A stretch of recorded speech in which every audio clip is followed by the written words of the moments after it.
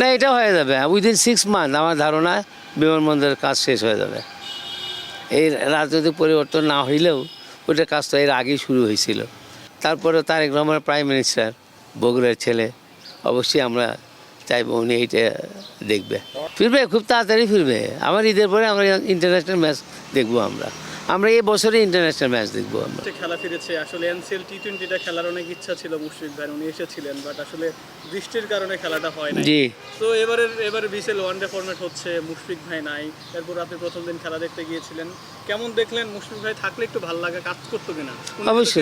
অবশ্যই ভালো লাগতো। আর ওর খেলা হলে তো আমি কোথাও থাকি না, ছুটে যাই মাঠে। ও নাই, আমাকে একটু কষ্ট দিছে, কিন্তু তারপর মুমিনুলেরা ছিল। যদিও আমি মুমিনুলের ব্যাটিংটা দেখে আসছি আমি সেই সময় যখন গেছিলাম, কিন্তু ওদের সাথে কথা হয়নি। রোজার দিন তো দেরি করে নাই বেশিক্ষণ। আমার আবার ওই 5টার সময় একজনকে আসতে বলছিলাম, যে কারণে আর দেরি করি নাই। তবে বগুড়ার মাঠ সবসময় ভালো।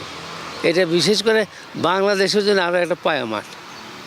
এখানে কিন্তু আমরা শ্রীলঙ্কাকে হারাছিলাম 2006 সালে, সেই সময় মাহেলা জয়বর্ধনের সাঙ্গাকারা, দিলশান, এরা কিন্তু ওদের আমরা হারিয়ে দিয়েছিলাম। সেদিন মুশফিক খেলেছিল, কিন্তু তো বেশি রান পাই নাই। কিন্তু আমাদের জন্য এটা একেবারে একটা পায়া মাঠ আমাদের বগুড়া। কি মনে হয় আসলে 22 বছর কেটে গেছে, খেলা হলো, আপনি দর্শক দেখলেন, উইকেট দেখলেন, কি মনে হয় বগুড়ায় আন্তর্জাতিক ক্রিকেট কবে নাগাদ ফিরতে পারে বা ফেরা উচিত কিনা? ফিরবে, খুব তাড়াতাড়ি ফিরবে। আমার ঈদের পরে আমরা ইন্টারন্যাশনাল ম্যাচ দেখবো। আমরা এই বছরে ইন্টারন্যাশনাল ম্যাচ দেখবো। আমরা বগুড়াতে হবে। বিমানবন্দর নিয়ে একটা না, এটা হয়ে যাবে উইদিন 6 মান্থ। আমার ধারণা বিমানবন্দরের কাজ শেষ হয়ে যাবে। এই রাজনৈতিক পরিবর্তন না হইলেও ওইটার কাজ তো এর আগেই শুরু হয়েছিল। তো যাই হোক, তারপরে তারেক রহমান প্রাইম মিনিস্টার, বগুড়ার ছেলে, অবশ্যই আমরা চাইবো উনি এইটা দেখবে। আপনি বলছেন যে এই বছরই বগুড়াতে ইন্টারন্যাশনাল ইনশাল্লাহ এই বছরই হবে। এবং ওই কি বলে, আমাদের এয়ারপোর্টটা 6 মাসের মধ্যে কমপ্লিট হয়ে যাবে। মাঠের কিছু সংস্কার দরকার। হ্যাঁ, ড্রেনেজের সমস্যা দরকার, কিন্তু আগে ভালো ছিল, কিন্তু মাঝখানে একটু খেলা না হওয়াতে ওই ড্রেনের কোনো ওয়ার্ক হয় নাই। রিপেয়ার না হওয়াতে হয়েছে, মানে ড্রেনটা একটু পুড়ে গেছে। এটা আবার করে নিলে ঢাকার চেয়েও মাঠ ভালো এইটা, ড্রেনেজও ভালো এইটা। তো মাঝখানে খেলাধুলা চললে তাহলে সমস্যা হইতো না। ফলের নির্যাস ও দুধের সমন্বয়ে পোলার টর্নেডো গ্রিন অ্যাপল আইসক্রিম। মন ভালো থাক। আঙ্কেল, মুশফিক ভাই ছোটবেলায় যখন ক্রিকেট খেলতেন, একটা কাহিনী আছে, উনি আসলে খুব ছোট ছিল। তো উনি যে ক্রিকেট খেলতেন এটা আপনি জানলেন কখন? আমার পুরোনো গল্প না। ওই যে খেলতে গেছিলো ওই জায়গায়, সম্ভবত এটা আন্ডার-14 একটা খেলা ছিল। ও ছিল হলো দর্শক হিসেবে গেছিল ওই জায়গায়। তখন বয়স কত ছিল? ওর মতো তখন 10 কি 11, ম্যাক্সিমাম 12 হতে পারে। ক্লাস 4-এর ছাত্র তখন। বগুড়াতে এইদিকে, এই নামুজার এইদিকে আর কি। এখান থেকে বোধহয় 4.5 কিলো এরকম হবে আর কি। তা আমাকে ওরা যাইতে বলছিল এবং বললো যে ওরা ওই চাবে ভ্যানে করে। তো 2 ভ্যানে 200 টাকা, 100 টাকা একজনের কাছ থেকে পাইছে ওরা, কার কাছ থেকে, আর 100 টাকা আমার কাছে নিতে আসছে। আর আমাকে বলতেছে যে আপনি আঙ্কেল যাবেন খেলা দেখতে। ও যে যাবে, ও যে খেলবে, এগুলো তো তখন আমাকে বলেই নাই না। তা আমি গেলাম, যাইতে যে মাঠ ফাঁকা, এইরকম টাইমে গেছি 3টে, 3:15 দিকে। ফাঁকা খেলা তো শেষ মানে। তো হ্যাঁ, এটা ওই যে 20 না বোধহয়, সম্ভবত আর একটু কম ওভারের খেলা ছিল আর কি। তো আমাকে ওই একজন বলতেছে যে খেলা শেষ, সামনে ছেলেটা আছে ম্যান অফ দ্য ম্যাচ। আমি বললাম আরে বাবা, এটা কী বলে?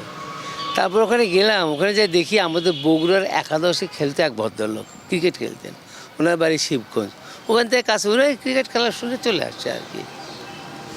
তুমি আমাকে জিজ্ঞাসা করতেছে যে আপনার ছেলের কোচ কে? তাই আমার ছেলে কোচ, আমি তো এখানে শুনতেছি যে ও ক্রিকেট খেলছে, এখানে ম্যান অফ দ্য ম্যাচ হয়েছে। আমি তো জানি না ও ক্রিকেট খেলে, ওর আবার কোচ কে হবে? তো করছে যে আমি কী জন্য বলতেছি, ওর যে ফুটওয়ার্ক, এটা একেবারে ক্রিকেটও ব্যাকরণে ও সলিড টেকনিক। হ্যাঁ, সলিড টেকনিক। এত ছোট বয়স ও কেমনি শিখলো এইটা? আমি তো একটা অনুমান করে কইলাম, ওই যে ESPN, তারপরে ক্রিকেট এগুলো দেখে তো বাসায়, আমার মনে হয় থেকে ওই শিখছে আর কি। তা ওই দিনই আবিষ্কার করলাম ও ক্রিকেট খেলে। পরে ওদেরকে বললাম কেন ও ক্রিকেট খেলে? না চাচা, খেলে এমনি আমাদের সাথে, কিন্তু আজকে আমাদের তো ওপেনার না কে যেন ছিল না, আসে না, তো অকরাম খেলবি, তো অকরাম হাঁকে মারিয়ে দিয়েছে একবারে। তারপর কিভাবে ক্রিকেট আসলো আর কি? হ্যাঁ, তারপরে নিশ্চয়ই তাকে সহযোগিতা না না না না আমি ওইটার দিকে খুব একটা বেশি করতে পারি নাই। তবে ওই যে তার বোধহয় 1 বছর না 2 বছর পরে ক্লাস 7-এ যখন ওঠে, তখন ওই যে বিকেএসপিতে অ্যাড দেয় ডিসেম্বরে দিকে, ওই অ্যাডে আমার সব ছোটো ভাই ওরা নিয়ে গেছিলো ওখানে। তারপর ওখানে গিয়েছে, ওখানে প্র্যাকটিক্যাল পরীক্ষা দিয়েই, তাও তো গেছি মানে কি একটা ওটা মানে কি বলে, ওদের যেদিন প্র্যাকটিস মানে কাল, ট্রায়াল আজকে হরতাল, সে হরতাল ছিল সেদিন, ওরা গেল বোধহয় রাত্রে 2টোর সময় পৌঁছেছে। তারপর পরের দিনে ওরা জায়গা পায়নি, না বিকেএসপির হলের বারান্দায় ছিল, ওরা বারান্দায় থেকে বারান্দায় ছিল। সারা রাত তো আর হয়নি, 2টা না 2:30টায় পৌঁছেছে ওরা। তারপরে ট্রায়াল দিছে, হ্যাঁ ট্রায়াল দেওয়ার পরে ওইখানে ওই আমার ছোটো ভাই ছিল, ওই যারা কোচ যারা নিছে ওর ট্রায়াল নিচ্ছে, তো সে বলছে কথায় কথায় বলছে যে ও জিজ্ঞাসা করছে কেমন করলো, তো না ও তো চান্স পাবে, ও 98 পাইছে, 90? মানে ওরা কথায় কথায় বলে ফেলছে আর কি। তখন তার বোঝেন এই মুশফিক হবে। তখন আমারে বললো যে 98 পাইছে, আমার ছোটো ভাই এসে বললো আর কি, এখন ভালো তো, এবং বললো যে মার্চ এপ্রিলে ওদের নিয়ে নেবে, ভর্তি করে নিয়ে নেবে। ওটা ছিল বোধহয় সম্ভবত ডিসেম্বর কি জানুয়ারি মাস, ডিসেম্বরে ট্রায়ালটা হয়েছে। হ্যাঁ। তো মার্চ এপ্রিল চলে গেল, মে মাস কি জুন মাস, সেই সময় ওই আমার মেয়ে তখন ইন্টারমিডিয়েট পাস করে, ওর বড় বোন, ও আবার জাহাঙ্গীরনগর ইউনিভার্সিটিতে পরীক্ষা দেবে। তা আমি ভাবলাম যে জাহাঙ্গীরনগর গিয়ে ফর্মটাও নিয়ে আসি আর খোঁজটা নিয়ে আসি কী অবস্থা। পাশে তো গেলাম বিকেএসপিতে গিয়ে, ওখানে ওই তো ঢুকতে দেয় না, এখন তো অনেকটাই রিল্যাক্স, তখন তো একদম ঢুকতে দেয় না। তো ওখানে এক ভাইস প্রিন্সিপাল ছিল আমাদের এসওএসের এখানে চাকরি করতে, তাই আমি ওনার একটা টেলিফোন করলাম, তারপরে উনি আবার বলে দিলেন, গেলাম। তো উনি বলতেছে যে আপনার ছেলে চিঠি পান নাই, তখন না তো কাজ আসছেন কেন, তাই আমি গেলাম যে আসলে একটু খোঁজ নেওয়ার জন্যে। তো বলতেছে আগামী পরশু দিন ভর্তির লাস্ট ডে, তাই ও চান্স পাইছে, কেন আপনি চিঠি পান নাই, আমরা তো কিছুই পাই নাই। তারপর উনি ওই যে পিয়নকে বলে অফিস থেকে একটা নিয়ে আয়, যে নিয়ে এসে দেখো হ্যাঁ ওর নাম। তা আমরা একটু কনফার্ম ছিলাম এই কারণে যে ও হবেই, সেটা হলো ওর একটা 98 নাম্বার একটা পাইছে এটা। তারপরে আমি আবার মাঝখানে একটা খোঁজ নিয়ে দেখি, আমার ওর নানা আমারে বলতেছিল যে তোমার ছেলেটার খোঁজ টোজ রাখো, চমকে গেলাম, ব্যাপারটাই কি। তাই আমি বললাম যে কেন, তখন আমাদের ব্যবসাটা রাইজিং পিরিয়ড চলতেছিল, তখন আমরা সকালে 8টায় দোকানে যেতাম, রাত 10টায় আসতাম, এর মধ্যে টাইম হতো না। তখন না তো তোমার ছেলে তো 3 মাস হলে ক্লাস করে না, এখন কেন, তো বলছি কী জানি দেখো খোঁজ নাও। তো বাসায় আসলে জিজ্ঞাসা করলাম, তো একটু মাথা নিচু করে বলতেছে না আমাকে তুমি অন্য স্কুলে ভর্তি করাই দাও। কেন, তোমার নানা যা বললে তুমি বলে স্কুলে দাও না। তখন করতেছে মানে অভিমানে সুরে বলতেছে বিকেএসপির ওই কোচের মানে বিরুদ্ধে অভিযোগ। সে বললো কেন 98 পাইছি আমি। আচ্ছা, এটা গেল এক। তারপরেও যেটা আবার হইল ওইটা তো গেল তারপরে ঘটনা আর একটা, ওদের একটা ট্রেনিং হয়েছিল, ওদের সম্ভবত 28 দিনের, 4 সপ্তাহ।